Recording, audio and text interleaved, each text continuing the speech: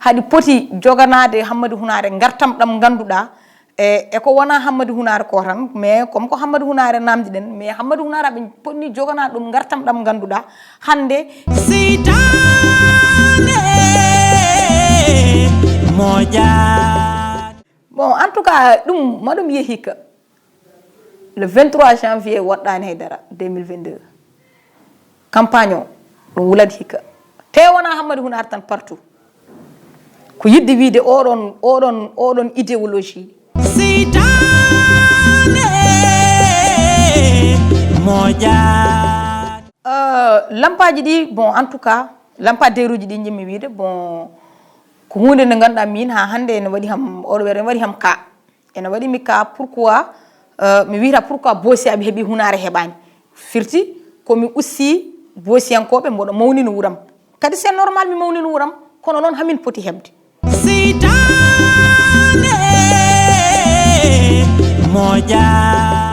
Mais en tout cas changement bawɗo woni foof wona kam darade yesso président wiyamo oyi kaari min jiiɗa kaari probléme o ko réglata ɗum ko gongore gongo ko toon to ganduɗa to urnaji to ko toon wala toon woni haala ka sitane moja. yimɓeɓe ganda ɗum mais hay batta on kalis holto woni kalis o rawan trésor oɗon keɗi ko kalami o kalis o rawan trésor ko cash keɓoton ɗum chèque mon keɓoton sitane moja. Bon fanimi ɗum ɗon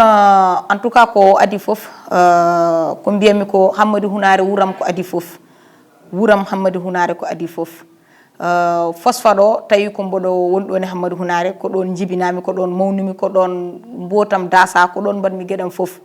donc so tawi min mi wone Hammadou Hounare somi yi Hammadou Hounare naɓe e mana ne jogui caɗele e caɗele ɗe kala toɗo mbawi wonde noon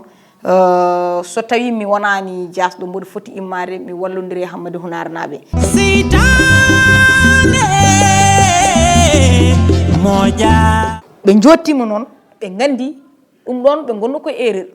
e nder erreur mo ɓe gonno o haɓene ƴeewa wadde ganduɗa wadde rectifier erreur manam haɓene ƴeewa no ɓe mbaɗiri feere foof haɓe guitti ganduɗa ko ɓowle e nder kosam ko so ɓe guitti ko ɓowle e kosam ko ɓe jiita non ko kosam ɓolam woni ɗo nden ma en gandu min mi tambima jijama iloru faande leydi soru fe leydi moɗa wengu nawlu nenne nana laya ha heɓi